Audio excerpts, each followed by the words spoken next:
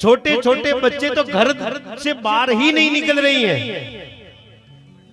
हाँ, इसका मतलब ये नहीं, भगवान शंकर ने क्या किया, सबको एक जगह इकट्ठा किया। क्या किया?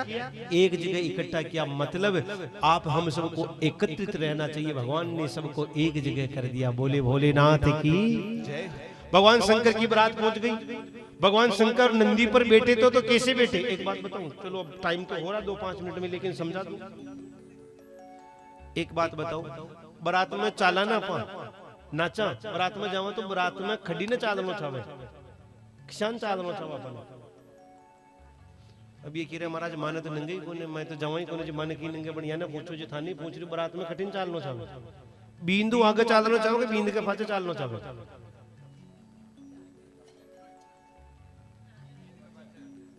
नहीं, आपा ने खड़ी ने चालनो चावे, बिंद के आगे का चालना कि बिंद के पाछे पाछे चालना।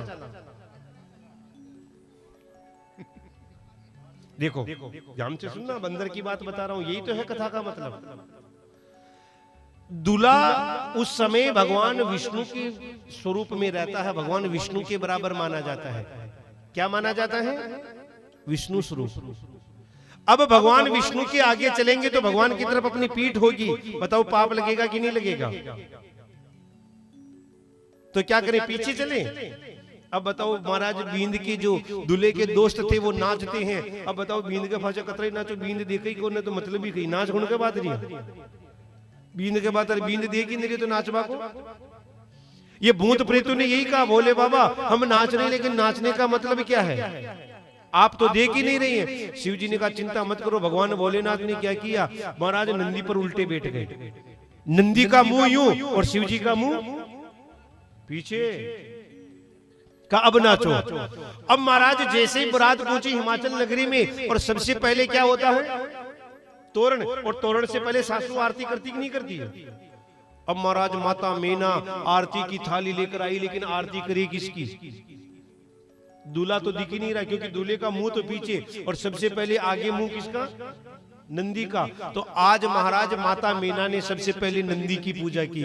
नंदी ने मन में विचार किया, लो शिव जी के ब्याह में सबसे पहले पूजा हमारी।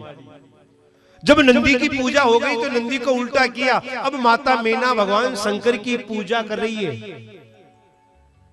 और एक अंदर की बात बताऊं, पुराने जमाने में माताएं अपने जवाई का भी तो घूंघट करती थी, उनकी शर्म करती थी कि नहीं करती थी? अब महाराज आजकल घूंघट, और आजकल के घूंघट से तो भगवान बचाए महाराज, इतना मोटा घूंघट की महाराज गाल पे कितने तिल मुबार से गिन ले। हाँ? माता मीना आरती की थाली लेकर आई, माता मीना की गर्दन नीचे और आरती करने लगी। ध्यान से सुनना, माता मीना ने अभी तक भगवान शंकर की तरफ देखा भी नहीं था, आरती कर रही थी। अब आरती की थाली में क्या होता है आप जानते हैं? एक कंकु की कटोरी, एक जल का लोटा, चावल की कटोरी, थोड़े बताशे, थोड़े फूल इत्यादि ऐसे ही तो रहते हैं। भगवान शंकर के गले में था बड़ा सांप, और यहाँ एक लटका रखा था छोटा सांप का सपोला। महाराज उस सांप के सपोले को लग रही थी भूख, और उस थाली में दिखा था, कटोरी में दिखा था क्या? चावल। और चावल कैसे होते हैं? सफेद। और महाराज उसने देखा कि ये तो दूध है, और सांप के सपोले ने जगह छोड़ दी और थाली में गिर गया। लेकिन इतना सामान था ना, तो इतना सा सपोला दिखा नहीं। भगवान शंकर के गले में बड़ा वो अहिराज नागराज, उसने देखा रे कि मेरे नौकर ने नाश्ता कर लिया तो थोड़ा मैं भी कर लूं। और उसने क्या किया, माता मीना ने जैसे ही आरती की थाली को नीचे किया, और उस नागराज ने महाराज उस आरती की थाली में झपट्टा मारा, और जैसे ही झपट्टा मारा माता मीना की नजर पड़ी, आरती की थाली को पटका, और पटकर महाराज भग गई। शिवजी ने नंदी से पूछा, रे नंदी ये क्या हो रहा है भैया? सासू मां तो आरती की थाली पटक कर पकड़।